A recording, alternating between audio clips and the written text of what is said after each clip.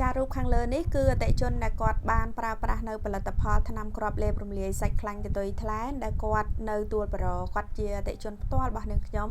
ចាគាត់ប្រើប្រាស់ទៅតែបាន3សប្តាហ៍ជាងហើយបងប្អូនសង្កេតមើលសាច់ខ្លាញ់កតុយថ្លែនរបស់គាត់ហ្នឹងគឺរលាយជ្រះទៅមកកម្រិតហើយវានៅសល់តិចតួចទេបងប្អូនអញ្ចឹងសម្រាប់បងប្អូនដែលមានបញ្ហាភ្នែកដុសកតុយថ្លែនមិនថា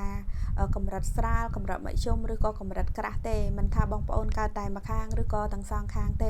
បងប្អូនអាចអញ្ជើញផលិតផលនេះយកទៅប្រើប្រាស់បានចាវាជួយរំលាយសាច់ខ្លាញ់កតុយថ្លែនម្ដងតិចរហូតជ្រះស្អាតចេញពីភ្នែករបស់យើងមិនថាបងប្អូនកើតតែម្ខាងឬមួយក៏បងប្អូនកើតទាំងសងខាងទេហើយយើងអាចធ្វើកិច្ចការងាររកស៊ីប្រចាំថ្ងៃបានធម្មតាចំពោះការប្រើប្រាស់ចាមានភាពងាយស្រួលយើងគ្រាន់តែលេបទេ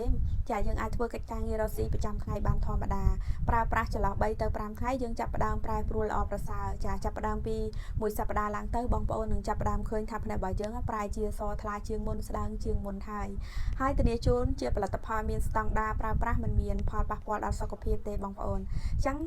សម្រាប់បងប្អូនដែលកំពុងតែមានបញ្ហាភ្នែកចាប់អារម្មណ៍ចង់ប្រើប្រាស់ជាមួយនឹងផលិតផលថ្នាំគ្រាប់លេបនេះចាអាចតំណងមកខាងនាងខ្ញុំបានចាតាមរយៈលេខ068 55 30 កុដ9 កុដ07 កុដ26 46